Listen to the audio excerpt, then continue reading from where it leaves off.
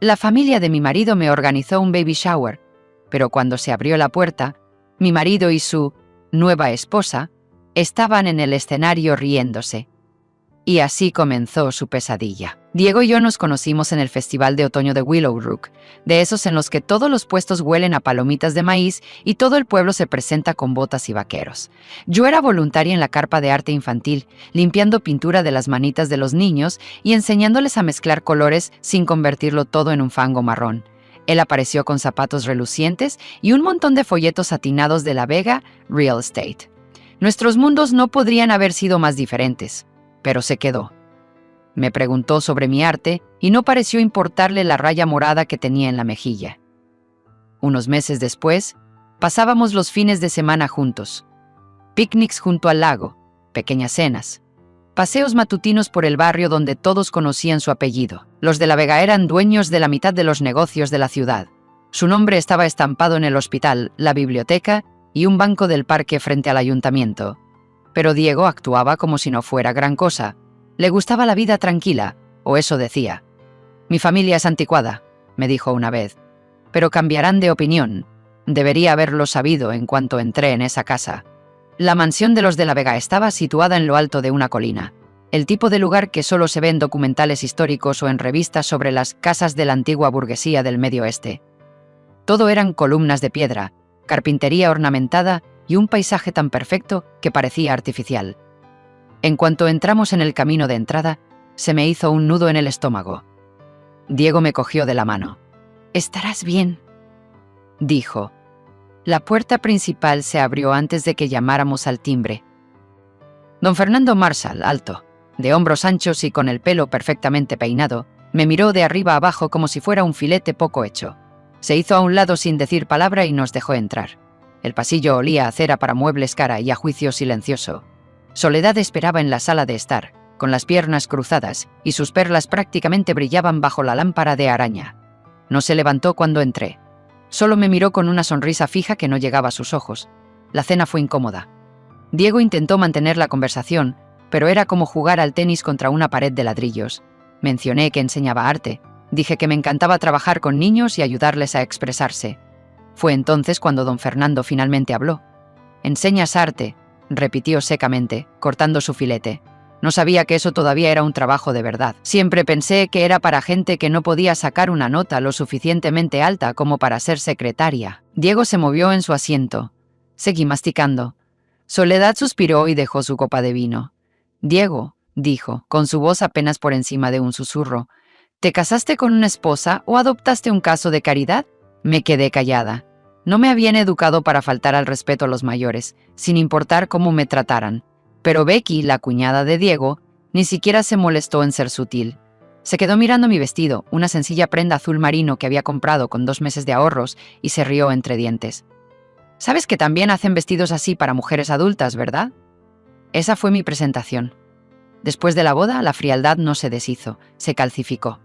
Cada visita a la casa se sentía como una prueba. Sonreía, ayudaba en la cocina, llevaba regalos de anfitriona y trataba de no tomarme nada como algo personal. Incluso pinté un retrato del padre de don Fernando a partir de una foto antigua, pasé horas superponiendo las sombras de la forma adecuada, con la esperanza de ganarme un lugar en su pared. Soledad me dio las gracias y luego lo guardó en el ático. Luego empezaron los susurros. «Lleváis casados 1 año, ¿verdad?», me preguntó Soledad una tarde, ofreciéndome un vaso de agua con gas que no había pedido. «¿Aún no tenéis bebé?», le dije que lo estábamos intentando. Ella sonrió como un tiburón. «Bueno, a tu edad el reloj no hace tic-tac, sino que corre». A partir de ahí la presión aumentó. Un día Diego llegó a casa con una lista doblada de su madre. «Es una especialista en fertilidad», dijo. «Dice que demostrará que vamos en serio». Asentí. Fui. Me hice las pruebas. Soporté las agujas, las pastillas, las dietas. Cada ciclo que fallaba se sentía como otro veredicto silencioso de sus padres. Al 2.º año empezaron a dar pistas. Sutilmente al principio. Luego, brutalmente. Soledad me entregó un paquete con la etiqueta «Horario familiar» y me dijo que la familia pensaba que sería mejor que dejara mi trabajo. «Deberías centrarte en las cosas importantes», dijo, «como preparar tu cuerpo. ¿Y tu salario? ¿Cuánto es? ¿Quizás suficiente para comprar nuestro papel higiénico del mes?» Don Fernando intervino sobre el periódico. Se pasa los días pintando con los dedos y cree que eso es una carrera.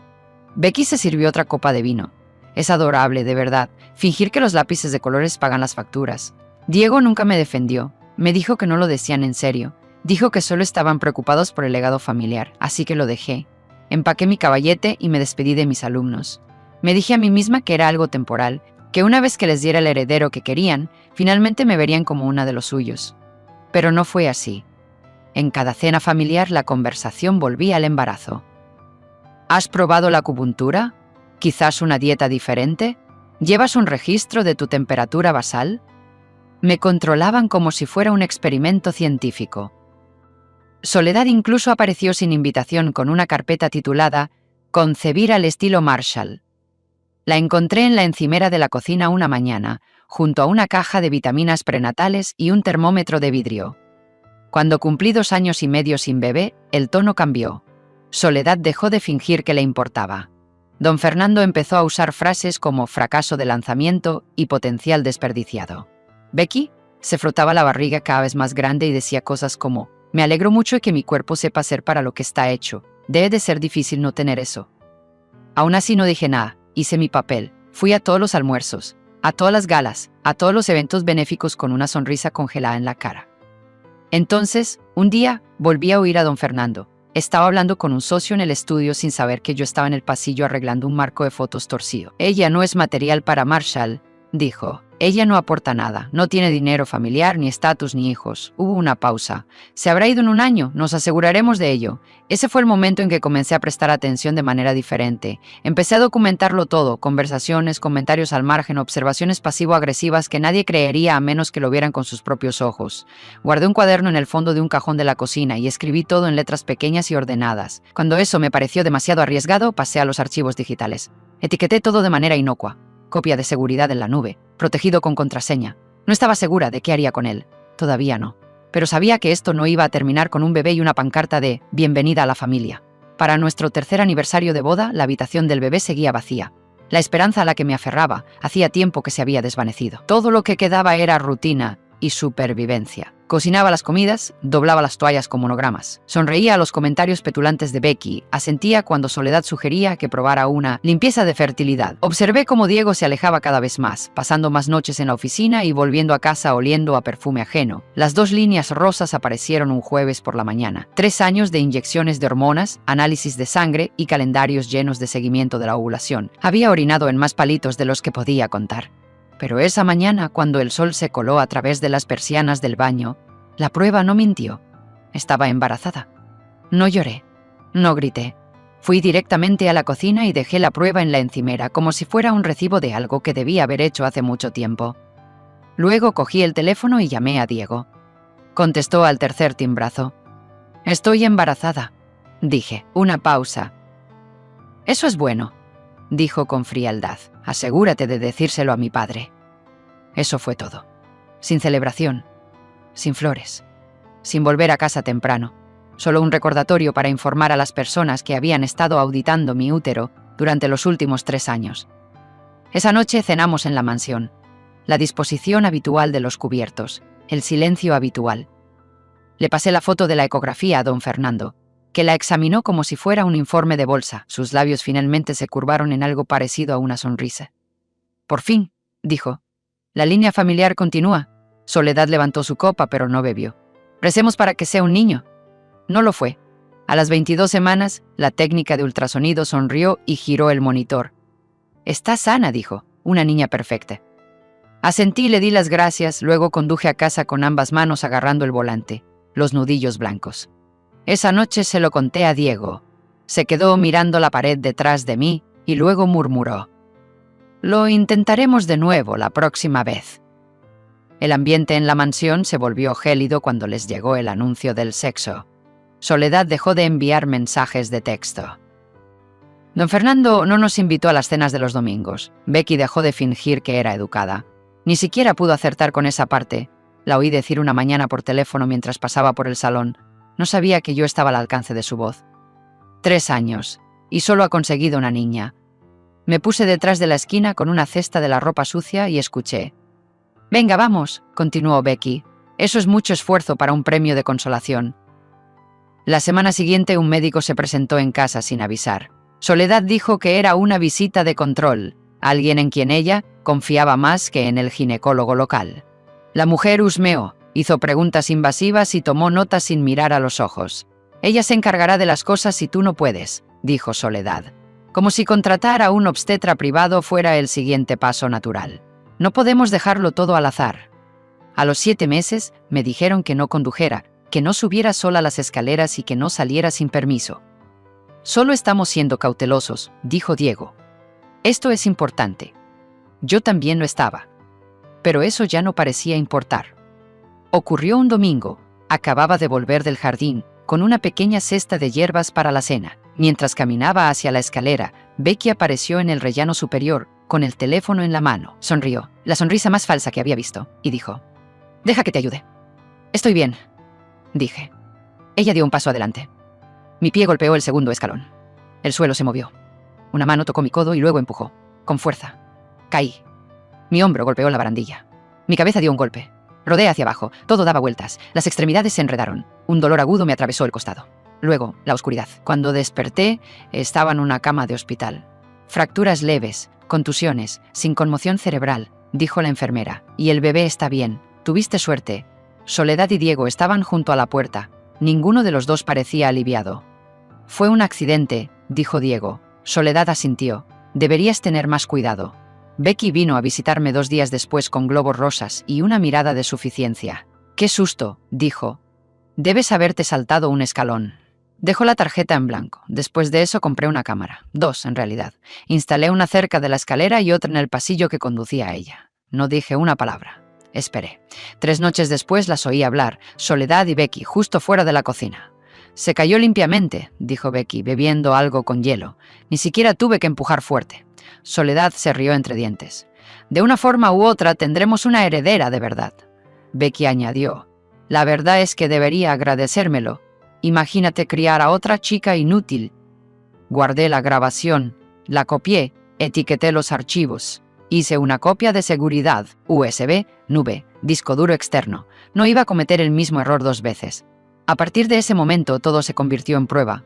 Cada insulto, cada sonrisa pasivo-agresiva, cada vez que Soledad tocaba mi estómago como si fuera suyo. Gravecitas, cenas, conversaciones susurradas. Cuando Diego empezó a dormir en la habitación de invitados, anoté la fecha. Cuando encontré el primer recibo de un hotel reservado a nombre de Melissa, su compañera de trabajo, lo escaneé y lo guardé, pero no lo enfrenté. Todavía no. En su lugar me concentré en cuidar de mi hija. Todos los días le hablaba en voz baja cuando no había nadie cerca. Le decía que la querían, que era importante, que no estábamos solos. A los 8 meses, Soledad empezó a preguntar sobre los planes de custodia.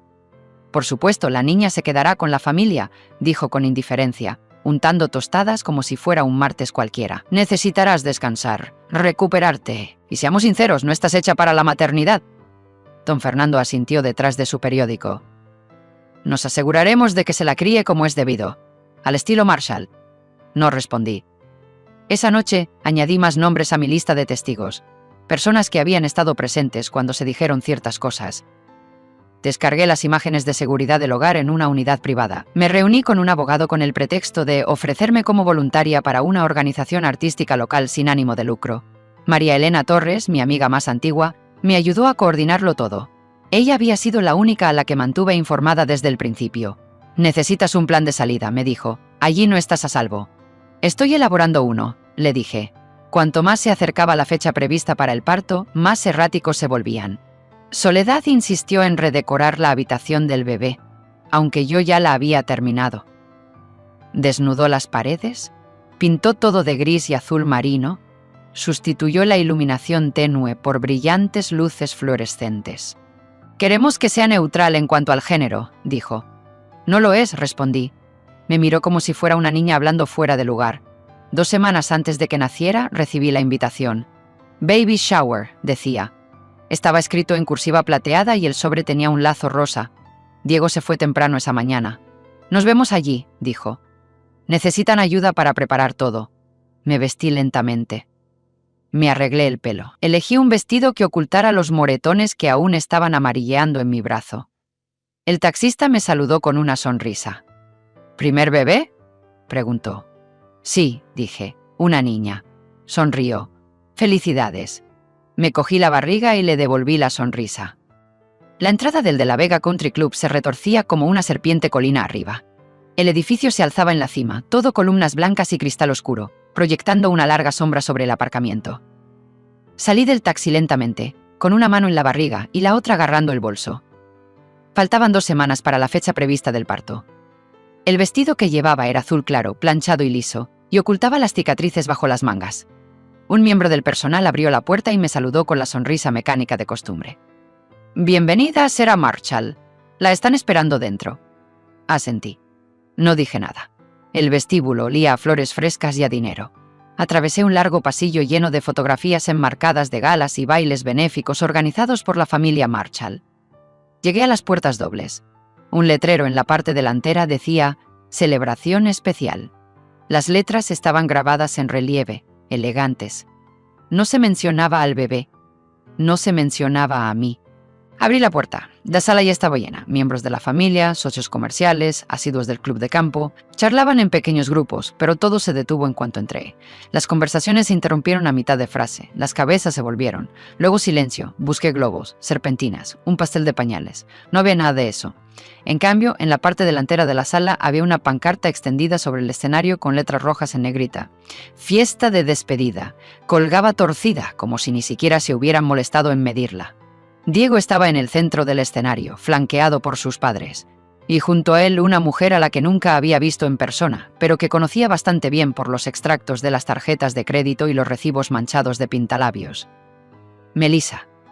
Era alta, elegante.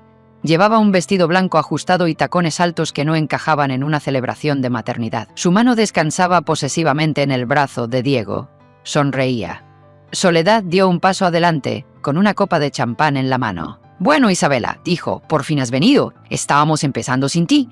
Entré lentamente, fijándome en cada detalle. La larga mesa del centro cubierta de papeles cuidadosamente apilados, la carpeta marcada como acuerdo de divorcio, la multitud fingiendo no mirar. «No alarguemos esto», dijo don Fernando. «Lo tenemos todo preparado». Diego me miró, pero no como un marido, más bien como un hombre de negocios que termina una transacción.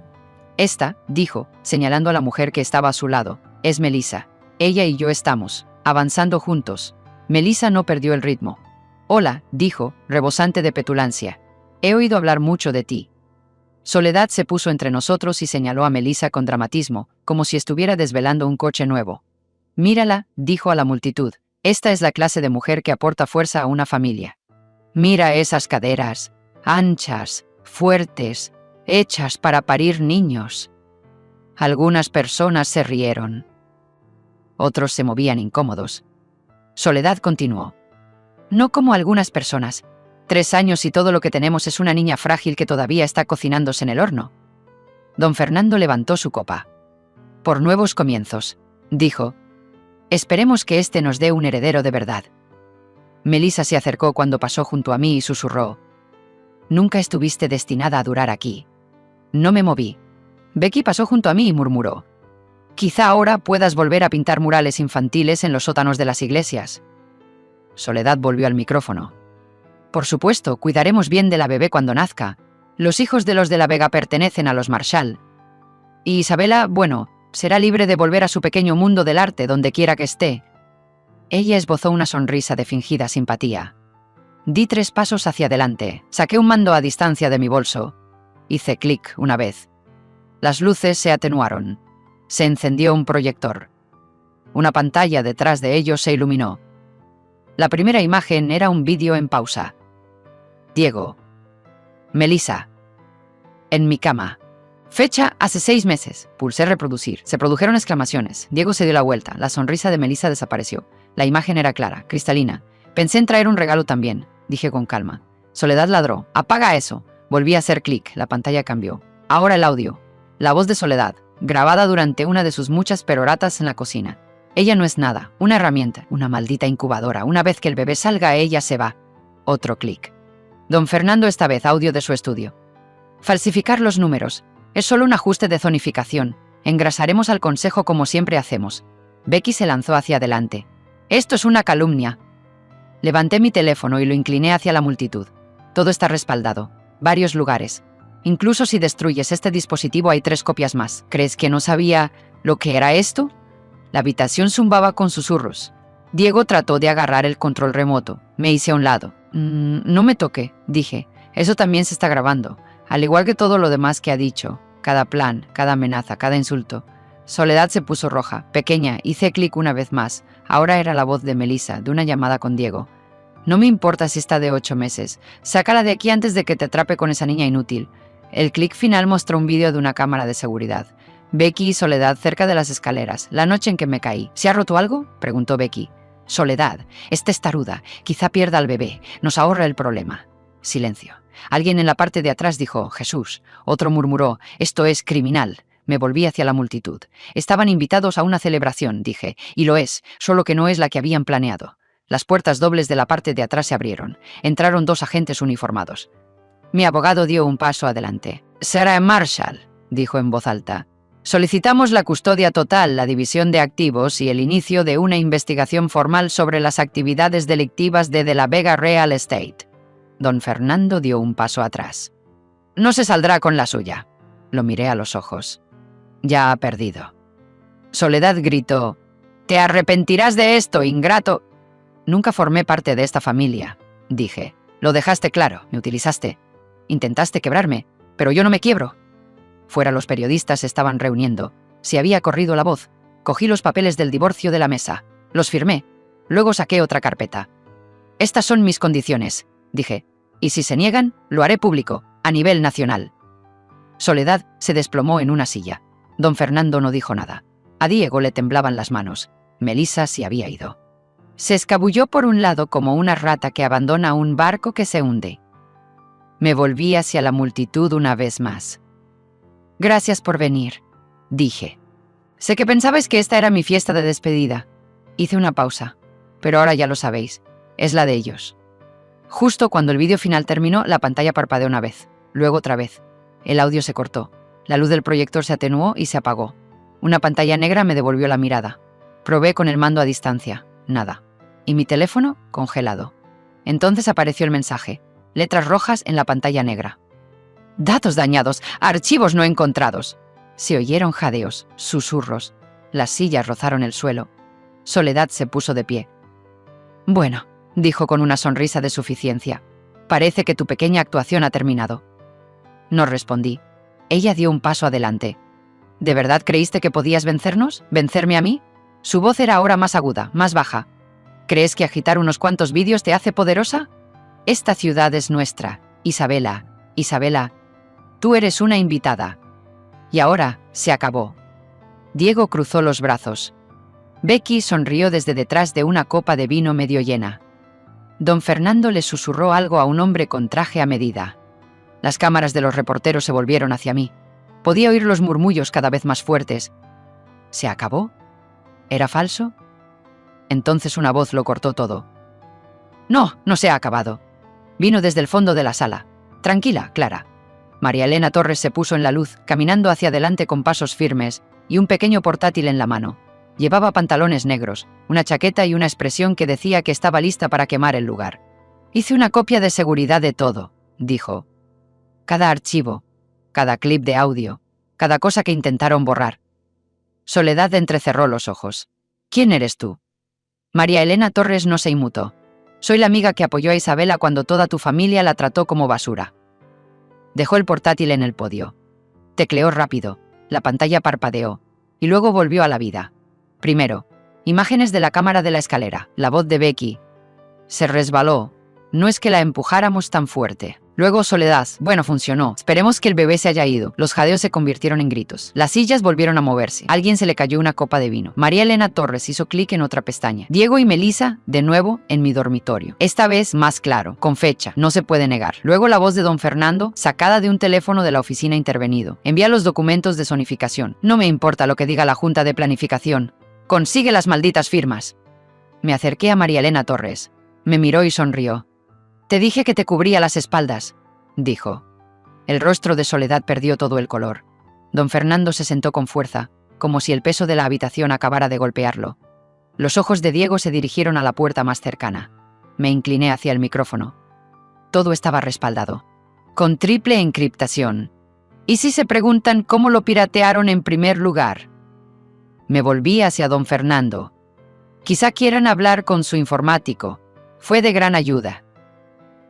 Por un precio. Se abrió la puerta. Entraron 2 detectives. Mostraron sus placas. Uno habló con claridad. Don Fernando Marshall, Soledad Marshall, Becky Lawrence, están siendo investigados por conspiración para cometer fraude, intento de agresión y manipulación de pruebas. Los periodistas se abalanzaron hacia adelante. Las cámaras dispararon. Las voces se superpusieron. Isabela PC, ¿qué pasa ahora? ¿Planean demandar por daños y perjuicios? ¿Es cierto que van a solicitar la custodia total? No respondí. Me volví hacia María Elena Torres. Me entregó la copia firmada de la transferencia de pruebas digitales. Hicimos contacto visual. «Te ha costado bastante», dije. «Tenía que calcular bien el momento», respondió. «Eres la reina de las revelaciones dramáticas, ¿recuerdas?» Soledad se lanzó hacia adelante. «Nunca ganaréis. Aunque nos arresten, esta familia no se derrumba». María Elena Torres se volvió hacia ella, inexpresiva. «Señora, su familia ya se ha derrumbado. Solo que aún no ha oído el estruendo». Los agentes sacaron primero a don Fernando y Becky.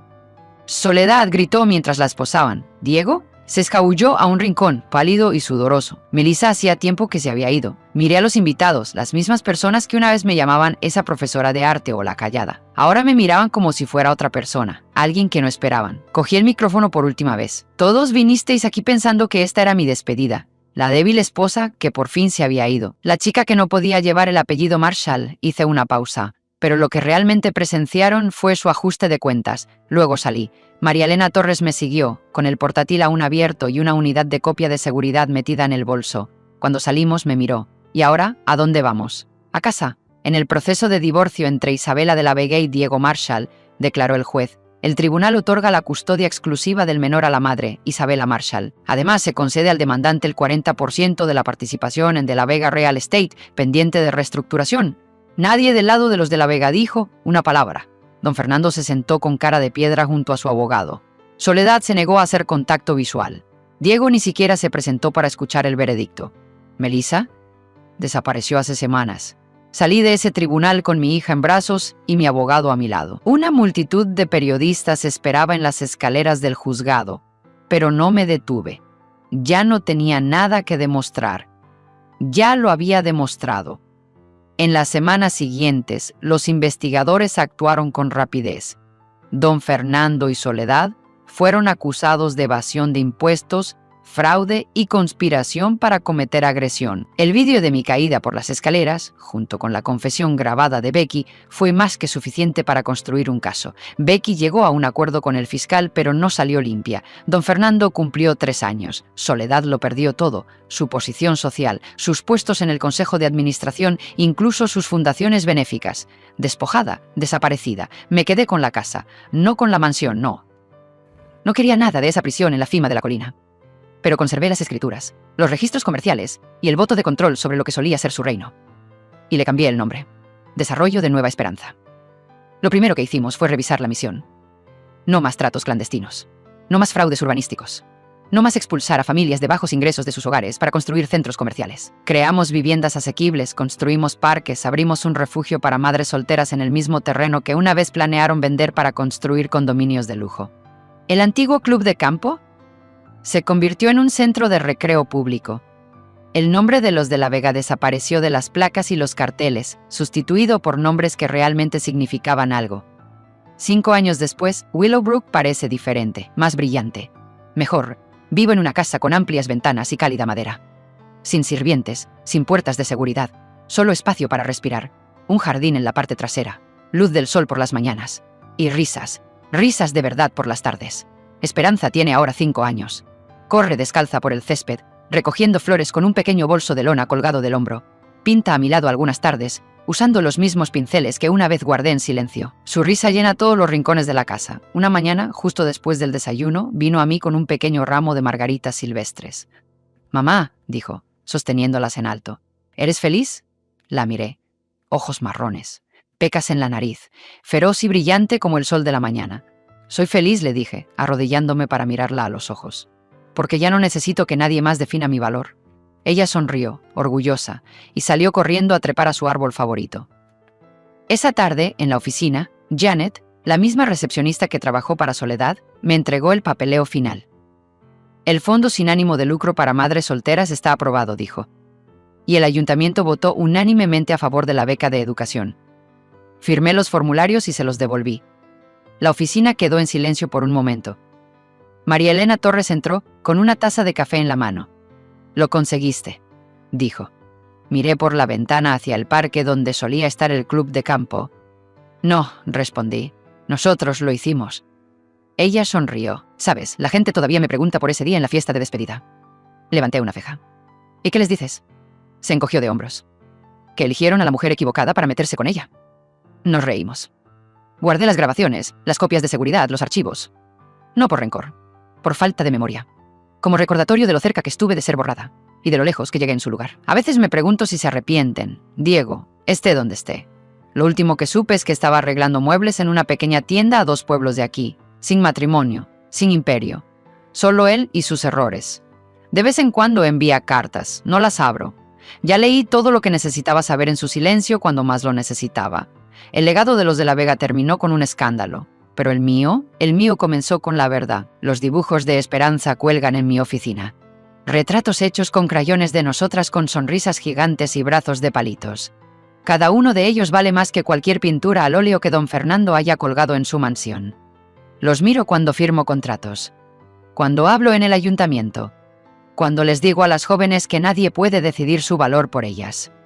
Ni un marido, ni un padre, ni un apellido. Solo ellas mismas, solo tú. Ahora quiero saber tu opinión. Si estuvieras en mi lugar, ¿te habrías quedado callada o habrías luchado? ¿Y qué significa el legado para ti? Házmelo saber en los comentarios. Te escucho.